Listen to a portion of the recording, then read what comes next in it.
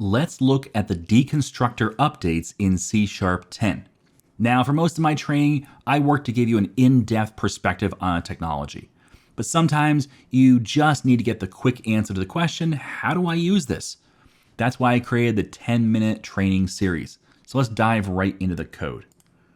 Now, this is a console app in .NET 6, and it's going to use C#10. We'll get rid of all of the starter code, and we'll start with a tuple. So var person equals, and we'll say first name, we'll say Tim, and last name Corey. Okay, simple tuple. Just so you know, we don't have to specify first and last name. We could just take that off and have the value 1 or item 1 and item 2. Okay, but if we now look at this person dot, we can see first name and get the value from it and last name. Okay, it's kind of like a class, but it's not. Okay, so that's a tuple. Now we have the ability to deconstruct tuples. For instance, we could say string first name, string last name equals person. Okay, and that will break apart this tuple into these two values. And then we can do a console write line and say, well, let's just do first name first, and then we'll do a separate console write line with last name. Okay, that way they're separate lines, and we know that it's just writing one piece. So if we ran this, we would see that we get IAmTimCorey.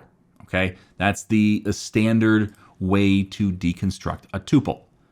And we can now have a little tweak. So in C#9, this was one way to deconstruct a tuple.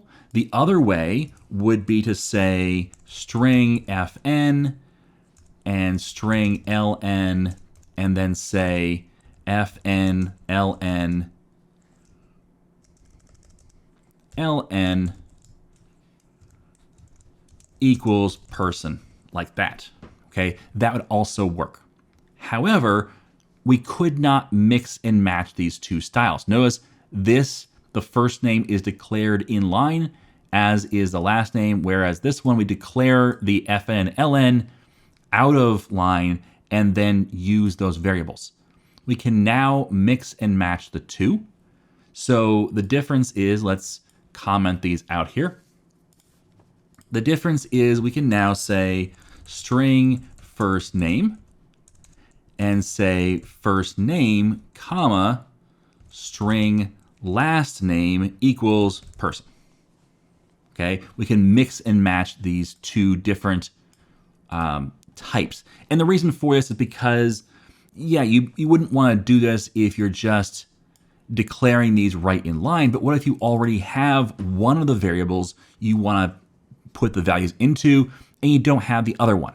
Well, then you can create this mix and match syntax without having to have a separate line to declare string last name out of the tuple declaration, okay, or deconstructor.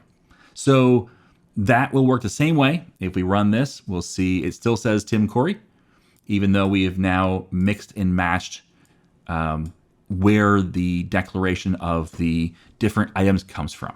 Okay, so that's how to use the deconstructor updates in C#10. Let me know what your thoughts are down in the comments. If you like this or you don't like this, if you think it's a useful tweak to the language, or you've never even seen deconstructors or how they work with tuples. All right, if you're wanting the source code for this, use the link in the description. Thanks for watching. As always, I am IAmTimCorey.